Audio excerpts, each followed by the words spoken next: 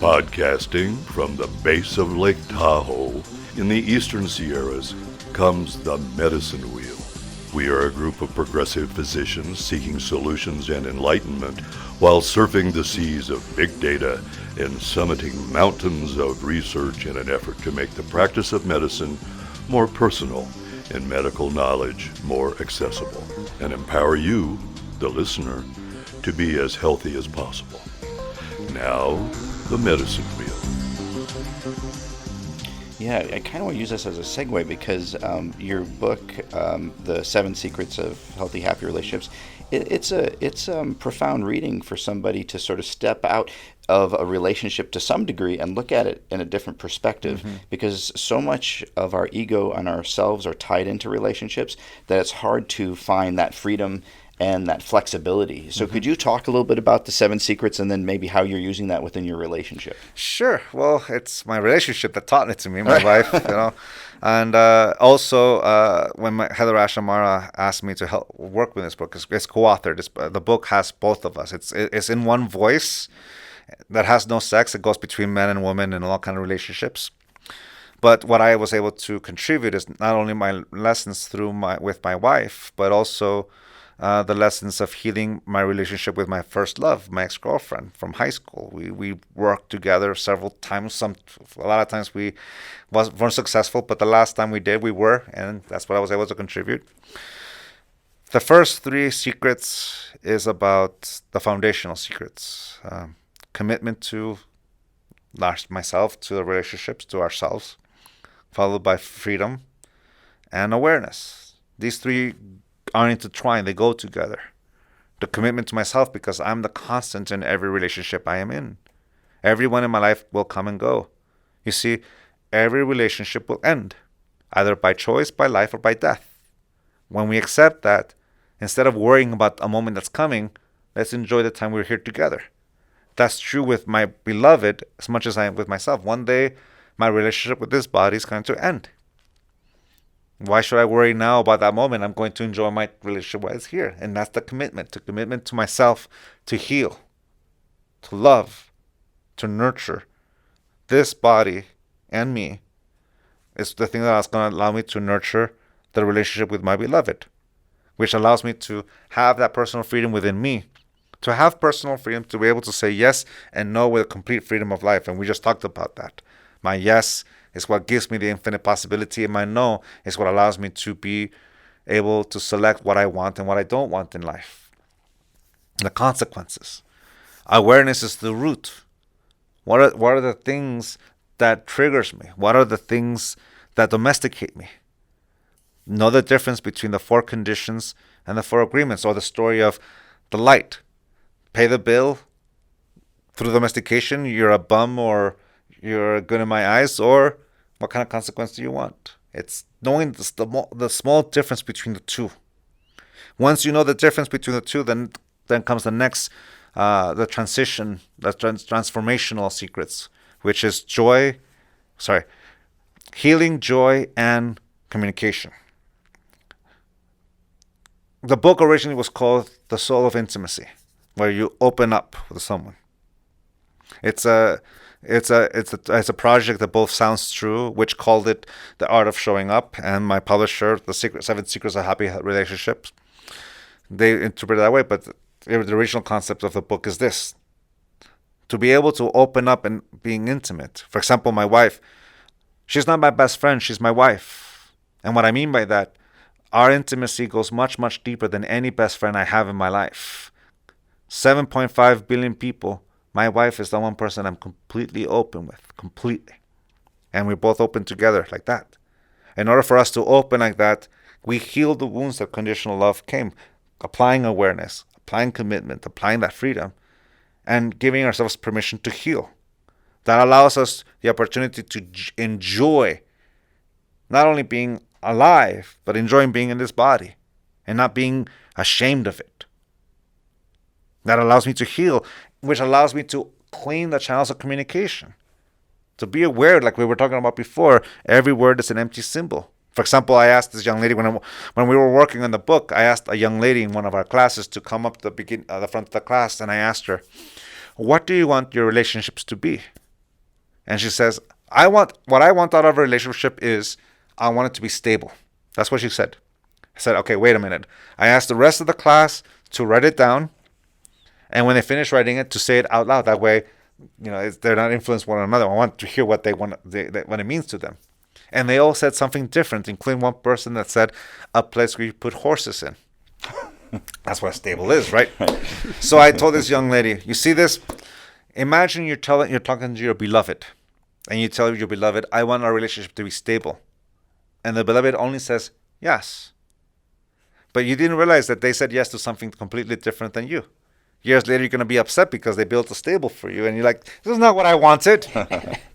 Yeah, this is what you wanted. But you didn't give yourself the benefit of the doubt by asking each other, what does that mean to you? The willingness to understand each other is the willingness to create a whole new language, which is what allows us to create a whole new culture together. My Mama Gaia, may she rest in peace, a few months before she passed last year, she asked my wife a very beautiful question. She said, how were you guys able to manage to survive the culture clash between you as a couple? Because she grew up in Utah, grew up in San Diego, right in the South, farm, big city cultures. We came from different worlds to a certain degree. My wife answered it as beautiful as any answer I could imagine. Because we love each other. Love is the motivator that allows us to heal. When couples come up to me and ask me for advice, I always ask them, do you guys want to stay together? If they both say yes, the rest is easy, because relationships only exist for as long as you both say yes. If one changes that yes into a no, it ceases to exist, which means all relationships exist while both are saying yes. And the only thing that will exist in that relationship are things they both say yes to. If you say no to something or I say no to something, it will be done. So that's why I asked the couple, do you guys want to stay together? If they both say yes, the rest is easy, because there's a motivator that allows them to go through that. Someone who's simply dating, when they get to that first hurdle that we know relationships have, that culture clash if you want, the relationship will break apart if that motivator is not there. People will break up. If you're a little bit more committed, you'll go through those hurdles, but then you'll eventually reach that one hurdle where love wasn't that strong. It's those relationships that last longest because that love was stronger. And I say that from experience. And that's what motivates us to open up those channels of communication, to enjoy each other's company, to enjoy being us. And then the seventh secret, which is about nurturing, is about being able to release. Like the image we talked about, being able to release the image I have of my child and accepting who he or she is now. The same thing with my wife. I can't give what I do not have, which means it all comes from me. The willingness to take off the mask. I'm not any of those old versions. I'm no longer that person. Who I am right now, this is me. And that's the 7 secrets. Wow, that's amazing. So in the future, you are going to choose some yeses to write books, I'm guessing? I'm working right now on a book, yes. Good. Yes, right now we're at the editing phase. Great. So tell us a little bit about what this project looks like. Well, we talked about it a little bit about it, the mask and all that kind of thing. Every book in our family deals with domestication in one way or another. From the 4 agreements all throughout, domestication and conditional love is the problem we face and its many facets. So this next book is about my own journey. It's right now the working title I have for it is about the apprentice or something. I don't know, maybe something different. The journey of the apprentice or with a labyrinth or whatever. I don't know what the title is. It's just an idea that keeps me. Like, the soul of intimacy, that we worked for that book for a long time, and now it's the 7 secrets of happy, healthy relationships. We'll find out. But it's my interpretation of the process of the teachings of my father and my grandmother. I start out with my father's teachings and I finish with my grandmother's faith. Point A to point B. Like I was saying before, I'm not walking in my father's footsteps. I'm continuing what my grandmother started. Of course, her grandfather and her father both taught it, but they didn't have the desire to share. Well, they might have, I don't know. But I do know that my grandmother was the one who had such a strong desire that she actually did share it with a whole community. I heard that you'd said that it was kind of taboo for her to share these teachings with people outside of your circle. At one point, it was, yeah, because the Inquisition no longer existed, but the remnants of it did.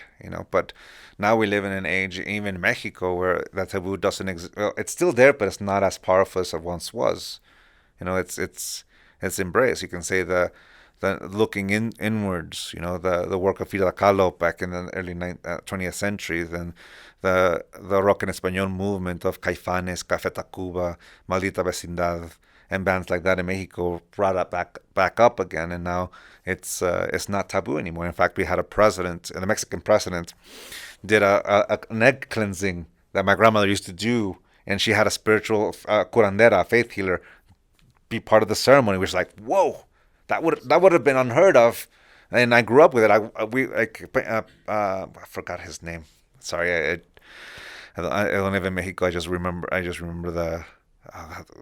I was about to say the previous president's name, but I don't remember the new one. But his inauguration, he had a faith healer do a healing, like with a cleansing and the fire and the thing, and I'm like, wow, it's an impressive thing, and it's changing. It's the same thing here. I practicing yoga. Holistic medicine, these things are getting a lot of that.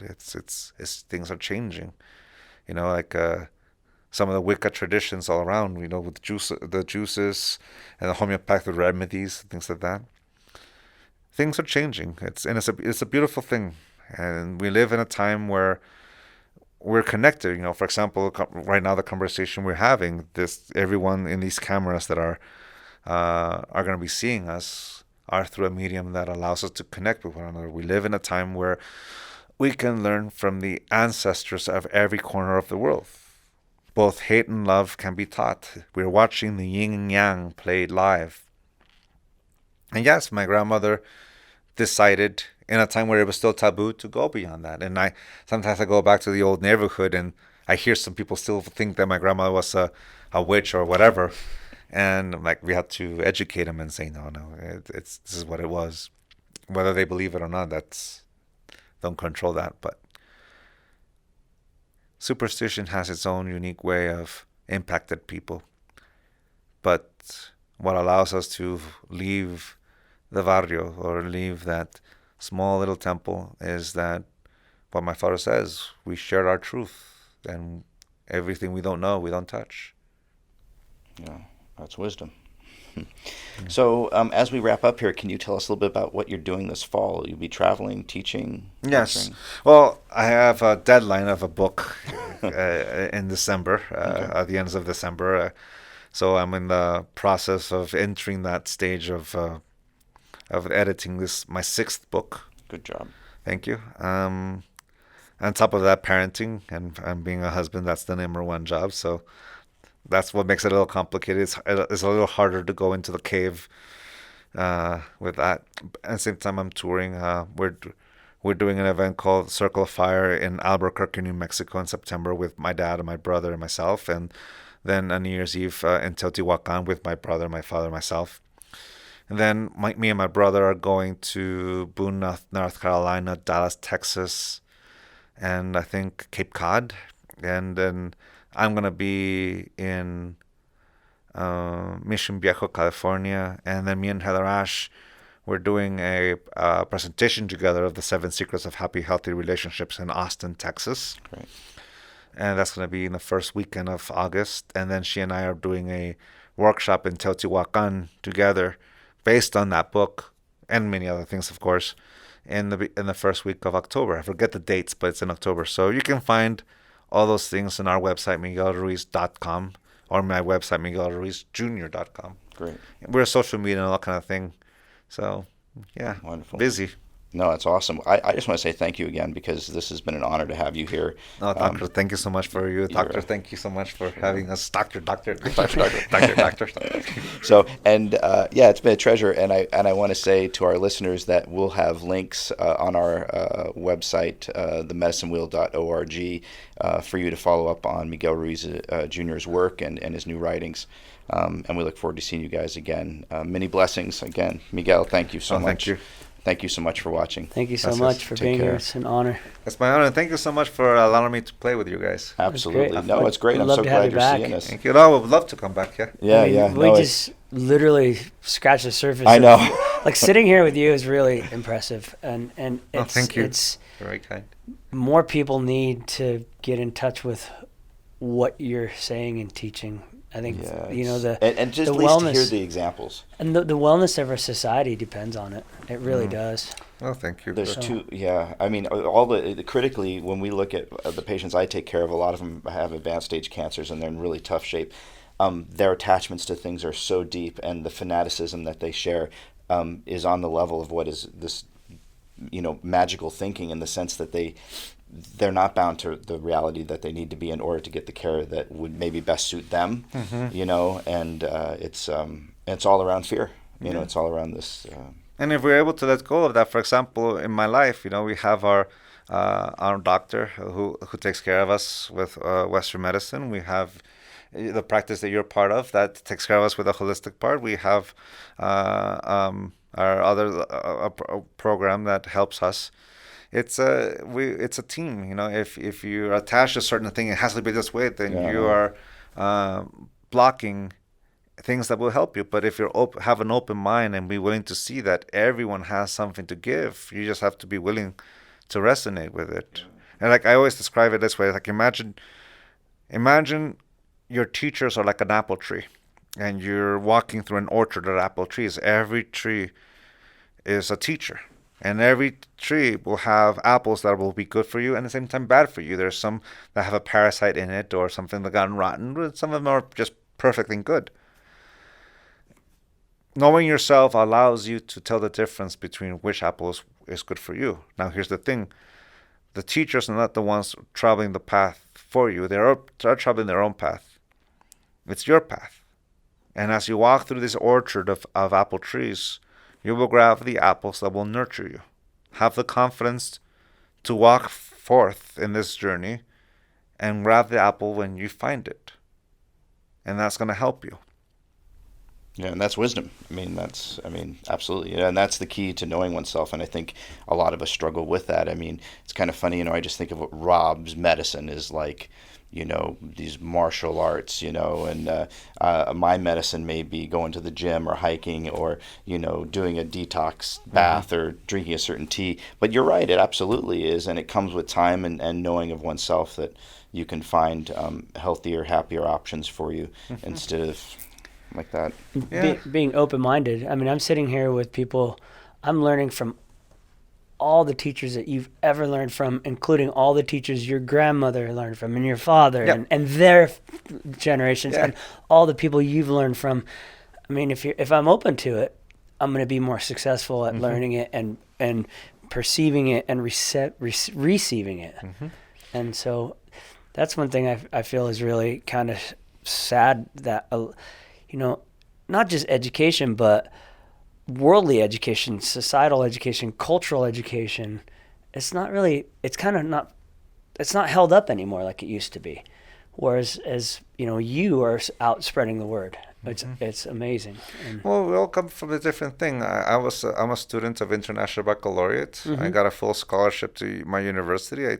For 5 years, I did pretty good. I am the product of that school. I read more books about history than I do spiritual books. I rarely read a spiritual book. I love reading history. To me, that's learning what happened. It's a story of us, and I thoroughly enjoy it. And I read a lot of physics.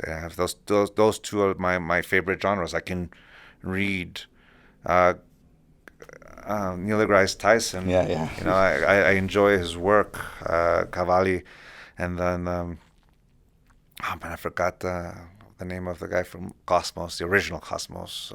Sagan. Carl Sagan. Yeah. I like reading Sagan. Yeah.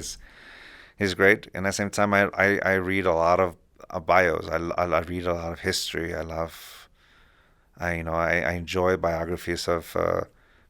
There's the last couple of years I've been reading nothing but the founding fathers. The United States and Lincoln. I've Washington, Hamilton, Jefferson. I've read Benjamin Franklin. I've read Madison. At the same time, I've been reading about the book 1941 and 1491 and 1493. I like those two books. They're pretty good as well. And then there's this one book. What is his name? Hold on, I'm gonna have to go into my phone here. Portable brain. Yeah.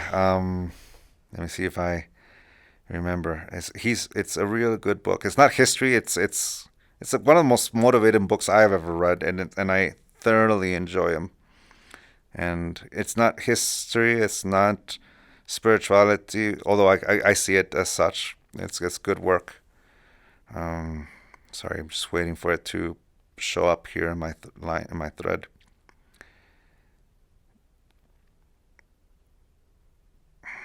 How many books a year do you read?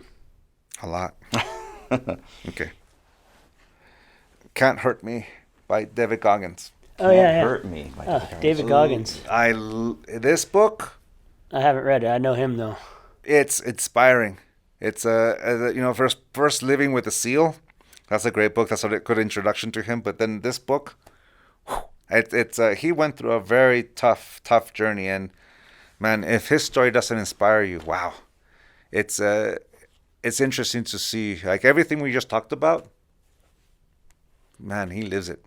Wow. Mm-hmm. And it's quite impressive to go through it. I run marathons and half marathons, and one of the reasons why I love it, besides the meditation and the peace that comes with it, is that I like crossing thresholds that in my mind said I couldn't cross. Whether it be in education or being in the system, whatever, it's up to one to transcend that. And sometimes that system will help you completely. You just don't take it personal. Yeah. Just find out what motivates you and follow through. Yeah, I think that's so true in so many things. It's funny because you think of folks that have gone through medical school and, graduate training, all sorts of stuff. Like we were attached to those outcomes. We had strong attachment, and so identify with, when I graduate, I'm going to be X, Y, or Z. But when you're in the deep throes of it, I think a lot of times you can't eat. It's 1 foot in front of the other, 1 foot in front of the other. Well, that's the thing is that I know we already started wrapping up, yeah. but I'll finish this part. I have one disagreement with my father in the mastery of love. He says education is the same as domestication, and I don't agree with that. Education is the sharing of knowledge from one generation to another. That's what it is. Right now this is the education between Tesla and Edison. Like the whole history between teaching one another. Edison was the teacher of Tesla. Tesla learned, and they went their own separate ways. But as history progressed, from them, each generation got to the point where here's Edison and Tesla's teachings right in front of you. Yep. But it's also a Swiss Army knife of so many things, and it's all electricity. Yeah. This is a result of education for over a century. Yeah. Not also this camera, this microphone, everything in this room. The medium by which you're listening to us right now, that's education. Sharing from one generation to another. And right now, this little instrument I have right here is irrelevant because this is old. Even though I got it about a year and a half ago, it's irrelevant because the models are changing faster and faster and faster. That's what we send our kids to school to catch up to humanity. That's why we send our kids to school. That's why we do it. The reason why we confuse it with domestication is I love you if you give me straight A's. If you give me a C, you're no son of mine. You're no daughter of mine. If you don't get into this college, you don't get into this university, if you don't do this, we're using domestication to motivate our children to be something they're not. Once again, it's the difference between the electric bill. Know the difference between the two. What motivates your child to be educated? What motivates your child to pick up that book? Versus, I love you if you live up to the family name. The biggest trap I can do for my kids is believe people's projection that I should teach my children the Toltec tradition. Just like whether I teach them Spanish or not. Oh. If they want to learn it, I'll teach it to them. Both. If they don't want to learn it, yeah, it ends with me. Wow. But unlike my great-grandfather, my grandmother, and Don Ezequiel, my great-great-grandfather, my father and I, and my brother Jose Luis, have had the opportunity that maybe they may not be interested while I'm alive, but there it is. Right. There it is. Here it is. And more importantly, you don't have to be my child in order to learn it. If you're interested in learning it, here it is. Take it or leave it. That's the approach I take. That's why education is just a sharing from one generation to another. Teaching them how to survive in this world. We confuse it with domestication because we use domestication to force them to be something they're not. And when they don't achieve it, well, that's when suffering happens. When you're not afraid, there's a teaching. I have a father who wanted their children to learn how to fail. Did you try something? Did you fail? Good. What are you going to do? He was doing that so that his kids weren't afraid of failure. I'll tell you this. This one's going in the new book. All right. I have nieces and nephews that ask me my advice about writing a book and also music. There's musicians in our family. And I said, do you really want my advice? They said, yes. Okay, then. Well, let's start with this. A certain way they're asking me to teach them. I want you to accept this truth. And I want you to repeat it. You will never get a book deal. You'll never have a singing contract or an album contract, whatever. But, no, you asked me, I want you to tell me right now and accept it. You will never get published. You will never get a record deal. And after some resistance, eventually they give in and they said, yes, it's fine. I will never get published. Good. Now that you accepted that truth, answer me this. Why is he going to do it? And they say in a certain way, because I want to. And there it is. Because you want to. Your success is going to look different. By the time you start writing books, we may not need contracts or things like that. It might be different. The game will change. Everything's changing. But what motivates you? When you let go of the elusive carrot, when you're willing to no longer get pushed around by trying to chase a carrot that doesn't exist, why is it going to do it? Because I want to. That answer is the equivalent of eating that carrot and nurturing you to go in whatever direction you want in life. Yeah. Well, it removes domestication. It removes the reward. Yeah. So you're no longer, that's not the motivating factor. And you're doing it because you're enjoying it. That's my yes. That's Yep. where I'm going. I'm doing this because goals, and this one's on the mastery of self, goals are just the excuse by which I want to use my intent to go in. It's not about, for example, I run marathons and half marathons. I'm training for a full marathon in December and a half in August. The real marathon is run between now and then. That Sunday, so those 2 particular Sundays, on those days, I'm going to let loose. Let's see what I can do. But both those days are just an excuse for me to run. That's it. They're my excuse to run. I'm just using it as a focal point. It's an instrument. I'm going to enjoy from now to then every run. And on that day, doesn't matter in what place I come in, I'm going to enjoy it. Because I already enjoyed the whole journey.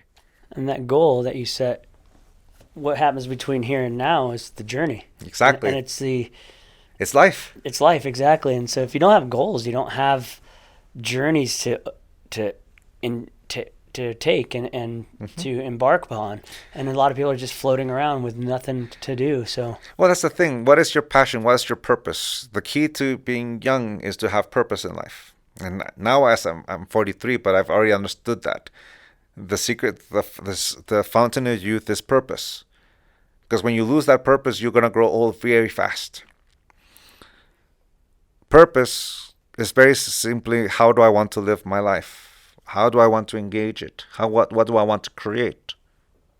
And a goal, I can easily corrupt the goal the way I corrupted the 4 agreements and turn it into a condition. I love myself if I live up to that goal, and that's when the goal becomes toxic. But if I simply use a goal as a focal point, I want to go in that direction. And when I reach that goal, like, okay, what I'll be willing to change gears, what I want to do now. Today's the youngest I will ever want to be. Today is the youngest I will ever be. What do I want to do for the rest of my life? And that's the thing. It's like if you're able to do that, all of a sudden education becomes a beautiful instrument, a great instrument, regardless of what system there is. It's there to help us. It's there to nurture what we love. I thrived in history because that's what I loved in school, and I still to this very day I still read thick books. Last year, like, my brother was shocked that I read this big book on Napoleon. You know, the thick one, the very thick one. I forgot the author of who did that one, but it allowed me to understand. You know, it's the root. If you understand Napoleon and the founding fathers, now you understand what is a liberal and what's a conservative, and it's totally different from what they say now. They have no idea what that word means anymore. It's totally distorted. Oh, that's another book that I absolutely love, 'Sapiens. yeah, Oh, Sapiens. Homo Great book. Homo Deus. Those 2 phenomenal books. I thoroughly enjoy that. yeah, I've told dozens and dozens of people to read *Sapiens*. Yeah, Fantastic it's a good book. Yeah, but No One Can Hurt Me by Devin Goggins. Read that. Also, there's a book about parenting. It's called How to Raise an Adult, and the author. I'm gonna see if I have that I'm with still me. working on that with myself. Yeah. Well, that's the thing. This book, if you apply it, if you read, it's not just for people who have kids. It's about yourself. Yeah. Okay. How to Raise an Adult by Julie Lythcott-Hames. Wow. And my son broke my phone. You know, that's Oh.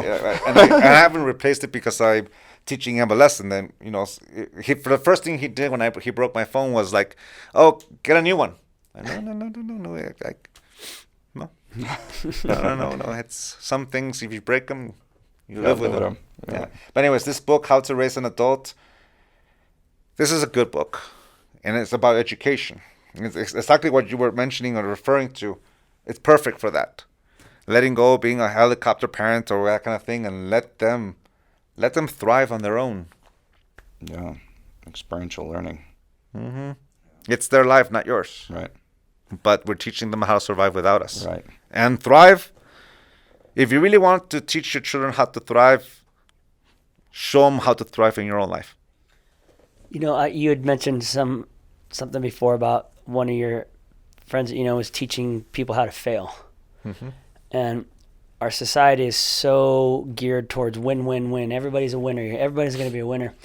I found, and I'm sure both of you would agree, that, you know, more growth comes from failure than success. Oh gosh, yeah, it's how life teaches you. Yeah, exactly. And so I don't understand why everybody's so like, oh, we can't let people fail. We can't. And the best things come out of failure. You know, That's where you get to know yourself. absolutely. It's like this is a Rocky analogy. Rocky's telling his son this. It's not about how hard hits you. It's about how life hits you and you still get up. Exactly. Get up. And that's where you find out who you are. And that's like David Goggins, he's failed a bunch of times, but man, he got up and did it even harder. Yeah, and it's phenomenal. It's good. And then in the book, he teaches you, it's about stretching, like something he thought was like he didn't need, and it's all of a sudden it was the root of all his injuries. His injuries, all of his injuries, because he never stretched, and there was not enough blood flow. All of a sudden he realized, I gotta stretch. All of a sudden he realized that for him the secret youth is stretching, and he spends 20 minutes a day stretching, because taking care of it and giving himself the permission to rest, that's the hardest thing. Because we fear we're going to lose it, and there it is again. Yeah, that's right. We fear. So, yes, we have a fear of losing only because we were punished. But if you are, and then we punish by acceptance, I only hang out with winners, whatever going to think. Yeah. Yeah. But if you learn how to fail, it reminds me of something. Like, I had a brief life as a realtor. I didn't stay there because I didn't like it, but I learned a lot from it. And they taught a lesson of Motorola. The owner of Motorola went bankrupt so many times, but in his last bankruptcy, at least at that time, he went and bought his own equipment from one of his auctions from his business, and from there he built Motorola. Try and get the secret to success is follow through. Even if there's 0 people in your class, follow through. When my father started, it was only 5 people. Now you can give a lecture in front of thousands. Same thing with me. I started with 0 people. I went to classes, nobody showed up, and I stayed there the whole time. The whole time I said I was going to be there, I stayed there. Sometimes there were 2 or 3 people. Follow through. 5, follow through. Like, there was a times where breaking even was success for me. It's you follow through, and in that follow through, you learn who you are. The reason I'm able to keep talking is because I kept going. Yeah, you didn't give up. That's right. That's the biggest thing. Don't give up. Yeah. Mm-hmm. And if you see it from that point of view, education becomes one of your biggest allies. Yeah, all forms of it, absolutely. All forms. That's amazing. All right, well, I guess on that note, thank you guys again. Don't Great forget, question, though. Don't forget to like us and give us a rating, please. And whether it's good or bad, we prefer good ones. But if it's bad, please give us constructive criticism so we can make this better. Thank you. Yep, namaste. The Medicine Wheel encourages all of our listeners to subscribe to our newsletter and podcasts as we continue to explore the world of medicine, bringing you up-to-date health and science information. The Medicine Wheel invites our listeners to email us any newsworthy stories or topics they wish to explore further and discuss on the podcast. For more information about the Medicine Wheel, please visit us at our website, www.themedicinewheel.org, and on Facebook, and finally on Twitter and Instagram at The Med Wheel. In an effort to support access to integrative medicine and functional medicine options for those in need and education for those who need information, please consider donating to Project OmCare, 501c3.org. Please go to our website, www.themedicinewheel.org, to learn more. Thank you again to all our local sponsors, Grateful Gardens, Lighthouse Coffee, and Dorinda's Chocolates, which represent some of the best organic and appetizing options in the Reno, Tahoe area. Lighthouse Coffee Shop is a proud sponsor of the Medicine Wheel. We are a family-owned and operated local coffee shop. Our goal as a business and a family is to cultivate community wherever we are. All of our coffee is ethically sourced, organic, and farm fresh. It's roasted in-house daily, guaranteeing you access to the freshest cup of coffee on the planet. We care deeply for our community and everyone in it. We strive to provide you with the best ingredients and most comfortable environment. Come and enjoy coffee with us. We are family, and we would love for you to be part of it.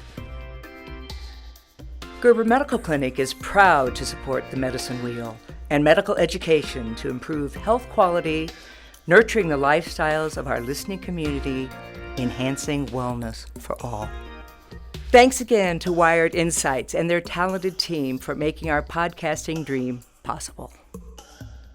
In closing, we would like to remind all of our listeners, if you have a medical concern or diagnosis, you need to see your personal doctor without delay, and if needed, obtain a referral to a specialist.